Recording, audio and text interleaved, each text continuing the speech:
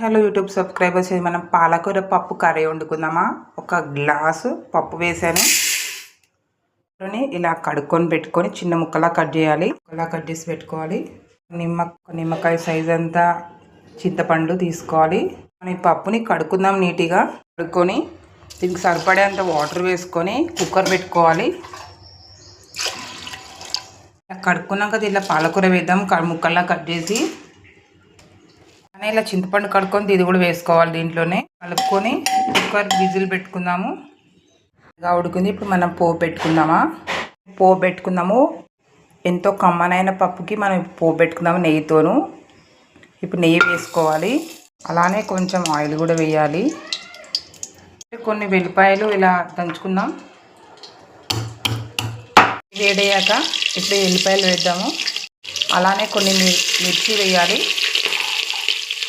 కారంకి సరిపడే అంత కరివేపాకు వేద్దాము.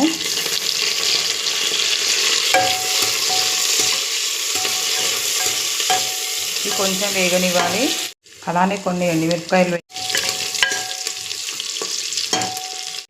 పసుపు యాంటీబయాటిక్ కాబట్టి పసుపు ఎంతో మంచిది. ప్రతి కూరలలో కొంచెం ఎక్కువనే వేసుకోవాలి. పప్పు వేసుకుందాం. ఒకటేసారి వేస్తే కొంచెం వేసుకోవాలి. ఒకటేసారి ఆవిరి వచ్చేస్తుంది కాబట్టి ఈ మిగతా పప్పు అంతా గిన్నెలో వేసుకుందాము. పసుపు వేసుకుందాం. పసుపు యాంటీబయాటిక్ కాబట్టి పసుపు ఎంతో మంచిది. ప్రతి కూరలలో కొంచెం ఎక్కువనే వేసుకోవాలి. పప్పు వేసుకుందాం. ఒకటేసారి వేస్తే కొంచెం వేసుకోవాలి. ఒకటేసారి ఆవిరి వచ్చేస్తుంది కాబట్టి ఈ మిగతా పప్పు అంతా గిన్నెలో వేసుకుందాము. కలర్ గురించి కారం వేద్దాము. అలానే సరిపడేంత సాల్ట్ వేద్దాం. పప్పుకు సరిపడే కొంతసేపు వదిలేయాలి. పప్పు మంచిగా ఉడుకుతుంది. ఎంతో కమ్మనైన పప్పు రెడీ అవుతుంది.